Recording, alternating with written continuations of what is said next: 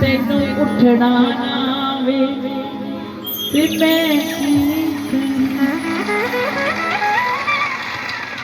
जैसे भागवत में 7 दिन आकर भी आनंद नहीं आया ना, तो वो जगत में जहां मर्जी नाच ले, कहीं भी चला जाए उसे आनंद मिल ही नहीं सकता।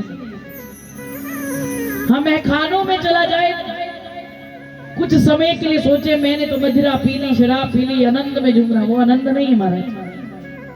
जो सुबह पी शाम उतर गई, शाम पी रात उतर गई, रात पी सुबह फिर उतर गई।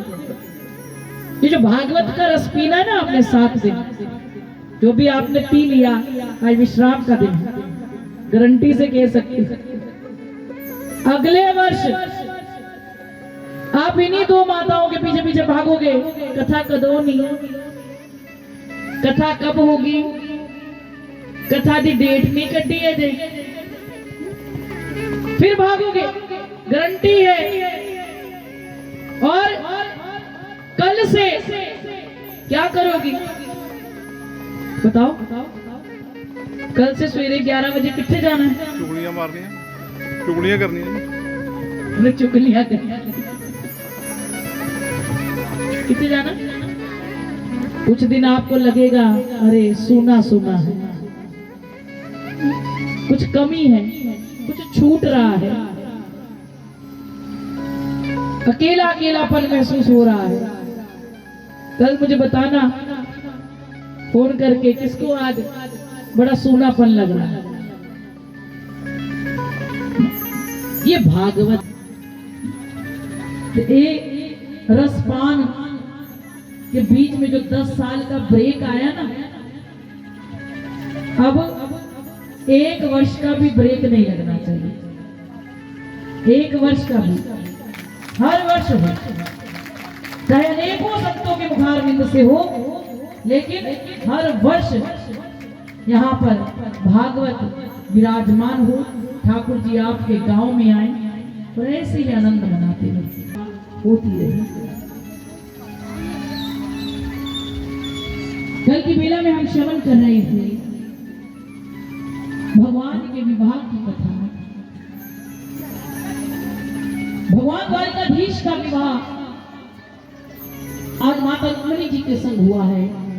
हरण कर कर लेकर आए प्रभु, जहां पर द्वारिका में आकर धूमधाम से प्रभु ने विवाह रचाया है।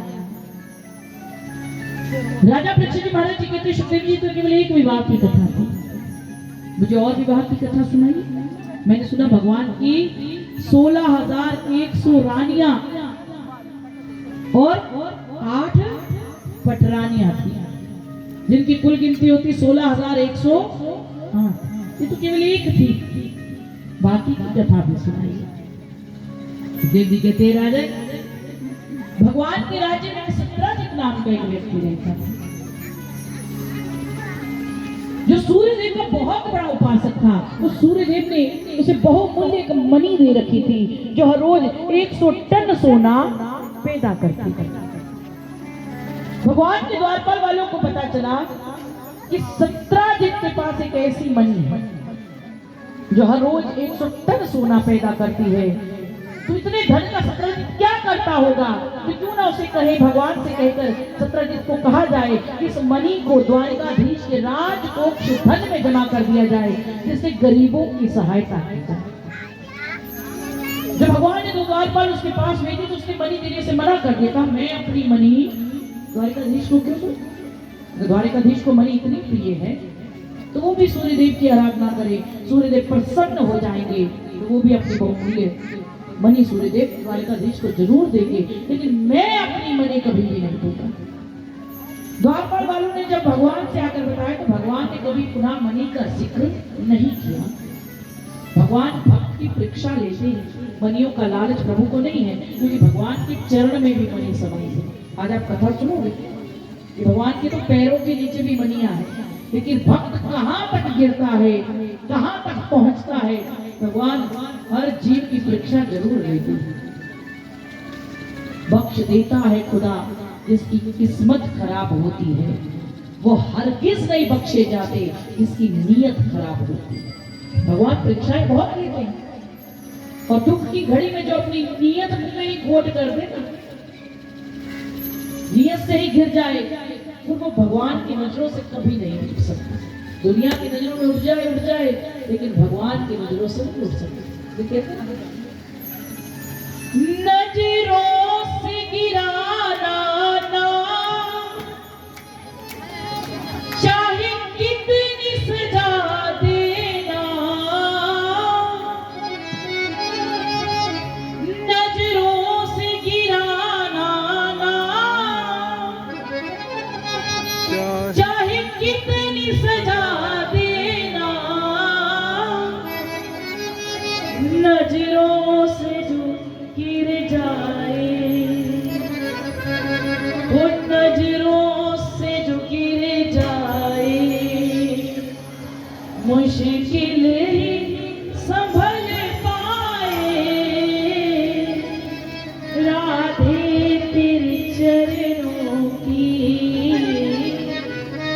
श्यामा तेरे चरणों की, घर धूल जो मिल जाए, सच कहती हूँ श्यामा, उस सच कहती हूँ राधे, तकदीर बदल जाए, राधे तेरे चरणों की, नजरों से गिराना ना, चाहे कितनी सजा दे, नजरों से जो गिर जाए, फिर मुश्किल ही समझ।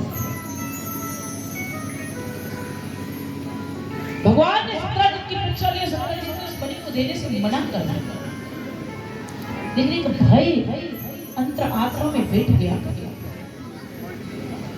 कि भगवान तो द्वारिका के राजा है, चित्रंगी सेना है प्रभु के पास, वो कभी भी मेरे ऊपर युद्ध कर सकते हैं, इस मणि को छीन सकते हैं। हर्ष में भयभीत होने लगा, मणि को अपने पास रखने लगा। तो भाई ने देखा कि मेरा भाई द्वारकाधीश से डर रहा है, एक दिन वन में शिकार करने के लिए जाने लगा। तो कहा भैया ऐसे तो हम दोनों ही महलों में इकट्ठे होते हैं, तो कोई भी हमारे पर युद्ध नहीं कर सकता क्योंकि हम दोनों बलशाली, तो मैं तो आज शिकार करने के लिए जा रहा हूँ, पीछे से आप अकेले हैं, तो ऐसा कीजिए ये मणि आप मुझे दे डालिए, जब मैं लौट कर आऊंगा तो मणि आपको वापस कर दूंगा, किसी को पता नहीं चलेगा कि ये मणि मेरे पास है। कहते सत्राजित ने वो मणि अपने भाई को दे दी, भाई ने उसमें अपना धागे में परोकर उसे गले में पहन लिया, और जब वो वन में शिकार करने के लिए गया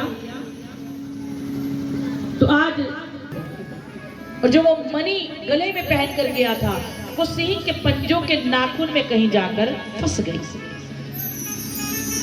जब सत्राजित को पता चला कि मेरे तो भाई की मृत्यु हो गई और मणि भी उसके गले में नहीं, तो उसका सीधे शक परमात्मा पर गया, भगवान श्री कृष्ण पर गया कि इन्हीं को पता था कि मेरे पास मणि है, और मणि के लालच के पीछे इन्होंने मेरे भाई को मार दिया और मणि को छीन लिया।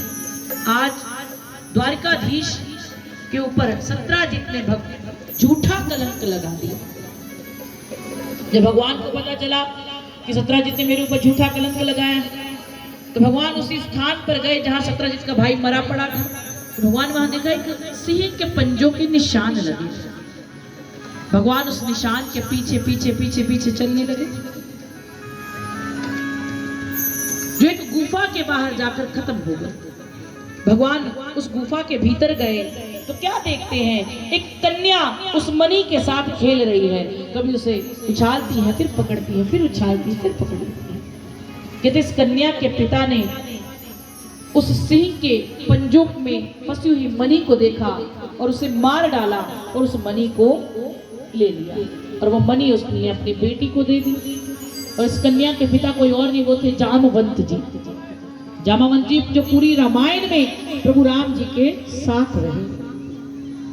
भगवान को देखकर वो कन्या डर गई और भीतर जाकर अपने पिता के पीछे जाकर छिप गई। भगवान जब उसके पीछे पीछे गए तो जामवंत जी ने देखा पता नहीं कौन मेरे घर में आ गया, क्योंकि उन्होंने भगवान को आज से पहले कभी देखा ही नहीं था। वो राम रूप में बनवासी देखे थे, ये तो कृष्ण रूप में 16 कला संपूर्ण है, उस रूप को पहचान नहीं पाए। तो आज सोचा बिना अनुमति के मेरे घर में कोई चला आया है तो आज युद्ध करने लगे। 26 दिन 27 रातें लगातार जामवंत जी भगवान के साथ युद्ध करते रहे। कहते युद्ध करते करते आज उनका ध्यान भगवान की भुजा पर गया। कहते जब भगवान अवतार लेते हैं तो भगवान की भुजा पे सुदर्शन का चिन्ह बना होता है। ईशान पर ध्यान गया, याद आया ये चिन्ह तो मेरे प्रभु राम जी की भुजा में भी था, ये चिन्ह इनकी भुजा में भी है, क्या ये मेरे नारायण तो नहीं, मेरे राम रूप वाले हरि तो नहीं? पूछने लगे आप कौन हैं? तो भगवान कहते हैं मैं द्वारिकाधीश कृष्ण हूं। जैसे कृष्ण नाम सुना तो चरणों में गिर गए। कहा प्रभु आपने आते क्यों नहीं बताया कि आप राम रूप वाले कृष्ण हैं? इन्हीं हाथों से मैंने आपकी कितनी सेवा की है राम रूप में, और इन्हीं हाथों से मैंने आज आपको खूब मारा। 26 दिन 27 रातें भगवान मारते रहे और मार खाते रहे। इन्हीं हाथों से मैंने आपकी सेवा की और इन्हीं हाथों से मैंने आपको मारा है। भगवान कहते हैं जामवंत जी अगर मैं आते ही बता देता तो मैं आपके मन की इच्छा कैसे पूर्ण करता? कहा प्रभु मेरे मन में तो कोई ऐसी इच्छा नहीं थी कि मैं भगवान के ऊपर हाथ उठाऊं। कहा नहीं, जब मैं राम रूप धर कर आया था ना, जब मुझे वनवास हुआ, रावण मेरी पत्नी का हरण कर ले गया, तो उस समय आपके मन में भाव आया कि भगवान क्या ये वानर सेना लेकर युद्ध लड़ रहे हैं? एक बार भगवान मुझसे कहकर देखे तो क्षण भर में रावण का संहार करता।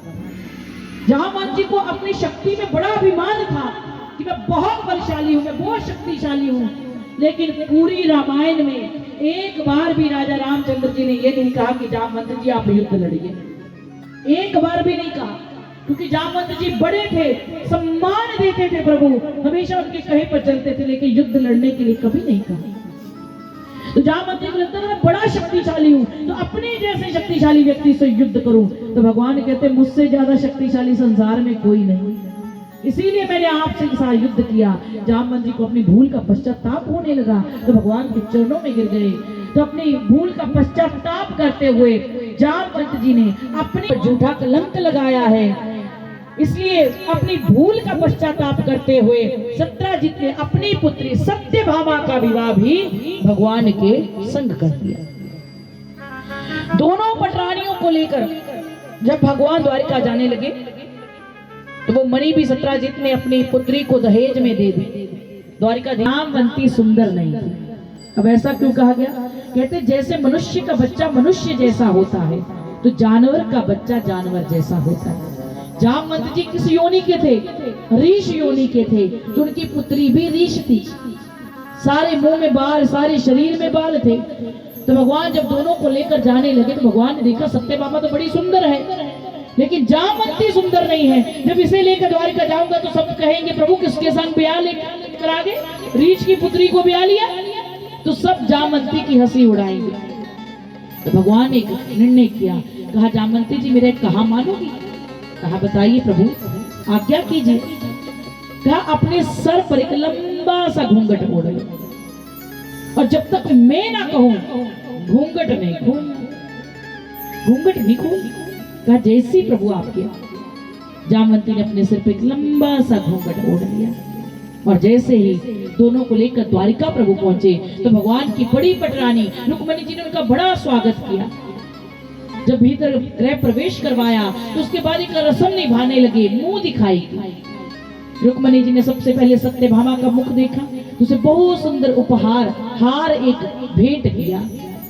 जब लगी जामवंती का मुख देखने के लिए घूंघट उठाती तो जामवंती और खींच लेती, फिर से उठाती जामवंती और खींच लेती, क्योंकि प्रभु की आज्ञा नहीं है। जब तक भगवान ने कहे कि घूंघट उठाने को तब तक वो नहीं उठाएगी। तो जब भी मुंह दिखाई करने लगती तभी घूंघट लंबा खींच लेती। रुक्मणी कहती देख बहन, तू भी भगवान की पटरानी, मैं भी भगवान की पटरानी, आज से हम दोनों बहनें हैं, सौत नहीं। तो फिर बहन को बहन से किस बात की लाज, किस बात की शर्म? तेरा मुंह देखूंगी तभी तुझे मुझे उपहार दूंगी। अब की बार जब मुख देखने लगी तो जामवंती ने और लंबा खींच लिया। तो पास खड़ी सत्यभामा बड़ी गुस्से हुई कि मैंने तो इतनी कोई नौटंकी भी नहीं कही, इससे तो ज्यादा सुंदर हूँ, लेकिन मैंने तो सीधे मुंह दिखा दिया, ये तो बड़ी नौटंकी कर रही है। बार बार जब रुक्मणी जी सिर से घूंघट उठाने लगती तो यहाँ पर जामवंती और लंबा खींच लेती। तो सत्यभामा कहती है लगता बहन इसे अपनी सुंदरता पे बड़ा घमंड है, इसीलिए बार बार अपना मुख ढक रही है। इसे कहीं ऐसा तो नहीं लगता कि हम इसका मुख देखेंगी तो इसे नजर लग जाएगी? तो रुक्मणी जी ने जैसे सुना कि ये बहुत सुंदर है तो मन में भाव आया कि अगर ये हमसे भी ज्यादा सुंदर हुई तो भगवान कहीं इसे न निहारते रहे, हमारी ओर देखेंगे ही नहीं। तो अब की बार जैसे ही रुक्मणी घूंघट उठाने लगी, जामवंती जी ने घूंघट खींच लिया। तो रुक्मणी जी ने गुस्सा किया, क्रोध किया, कहा देख बहन, अगर तुझे अपनी सुंदरता पे इतना ही घमंड है तो जा तू भी हमारे जैसी हो जा, जैसी हम है वैसी तू भी हो जा। तो भगवान कहते हैं जामवंती जी अब घूंघट उठा लीजिए। कहते जैसे रुक्मणी सुंदर थी, जैसे सत्यभामा सुंदर थी, वैसे जामवंती भी सुंदर हो गई, रीछ से कैसे मनुष्य योनि में आ गई। तो ये भगवान की कृपा है। राजा से रंक, रंक से फकीर, फकीर से राजा प्रभु बना देते हैं क्षण भर में। तो उसका नाम ले तो फकीर से राजा बना देते हैं, और जो उसके संग गद्दारी करे तो राजा से फकीर बनने में भी समय नहीं लगता। इसलिए कहते हैं हुआ सा सब कुछ ते तो